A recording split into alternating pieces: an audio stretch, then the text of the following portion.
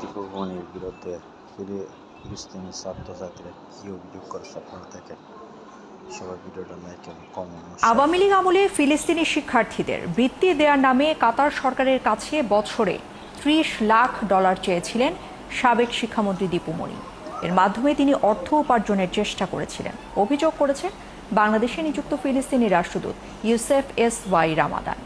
সাবেক শিক্ষামন্ত্রী দীপু মনির দুর্নীতির চিত্র তুলে ধরে তিনি বলেন, ফিলিস্তিনি মেয়েরা বিক্রির জন্য নয়। ঢাকায় ফিলিস্তিন দূতাবাসে এক সংবাদ সম্মেলনে এসব কথা বলেন দেশটির রাষ্ট্রদূত। আফসানা শাওন জানাচ্ছেন।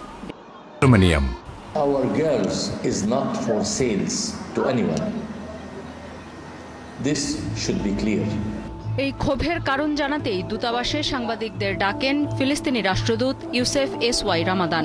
জানান 2023 সালে 500 ফিলিস্তিনি শিক্ষার্থীকে বৃত্তি দেওয়ার প্রস্তাব দেয় এশিয়ান ইউনিভার্সিটি ফর ওমেন।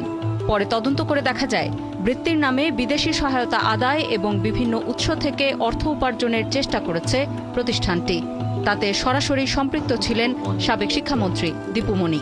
এমনকি বিশ্ববিদ্যালয়ের ট্রাস্টি বোর্ডের সদস্যও ছিলেন তিনি। So we start digging and investigating. And then we discover the whole process. আমরা ছাত্রীদের নিরাপত্তা নিয়ে তদন্ত করে দেখলাম পুরো প্রকল্পটাই ছিল অর্থ উপার্জনের জন্য। কাতারের প্রধানমন্ত্রীকে সাবেক শিক্ষামন্ত্রী দীপু মনির পাঠানো চিঠিতে 200 ফিলিস্তিনি ছাত্রীর জন্য বছরে $30 লাখ করে চাওয়া হয়। এর মেয়াদ ধরা হয় 5 বছর। এ প্রস্তাবে কাতার রাজিও হয়, কিন্তু আমরা পরে কাতারের সাথে যোগাযোগ করে প্রক্রিয়াটা বন্ধ করে দেই। A letter was sent to the from Dr. Deepu Moni. At that time she was the Minister of Education. রাষ্ট্রদূত বলেন, এশিয়ান ইউনিভার্সিটি ফর ওমেনের আচার্য চেরি ব্লেয়ার সাবেক ব্রিটিশ প্রধানমন্ত্রী টনি ব্লেয়ারের স্ত্রী। টনি ব্লেয়ারের বিরুদ্ধে ফিলিস্তিনে জাতিগত নিধন পরিকল্পনাকে সরাসরি সমর্থন দেওয়ার অভিযোগ রয়েছে। ব্লেয়ার ফ্যামিলি ফিলিস্তিনের জাতিগত নিধনকে সমর্থনের জন্য আমাদের পররাষ্ট্র মন্ত্রণালয় থেকে আনুষ্ঠানিকভাবে টনি ব্লেয়ারের বিরুদ্ধে নিন্দা জানানো হয়। বিশ্ববিদ্যালয়ের প্রতিষ্ঠাতার সাথে আমাদের শিক্ষামন্ত্রী বৈঠক করেন চেরি ব্লেয়ারের চাপে। এমনকি ছাত্রীদের পাঠাতে ফিলিস্তিনের প্রধানমন্ত্রীকেও চাপ দেওয়া হয়, কিন্তু তারা এসব প্রস্তাব নাকচ করে দেন।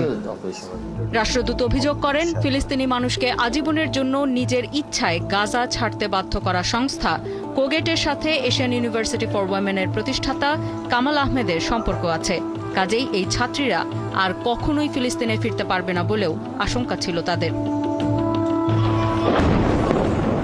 এছাড়াও ইসরায়েলের কাছে অস্ত্র বিক্রি এবং তাদের অর্থ সহায়তা দেয়া বিভিন্ন দেশ ও সংস্থার সাথে এই বিশ্ববিদ্যালয়ের সরাসরি সম্পর্ক থাকার তথ্য পায় ফিলিস্তিনি দূতাবাস।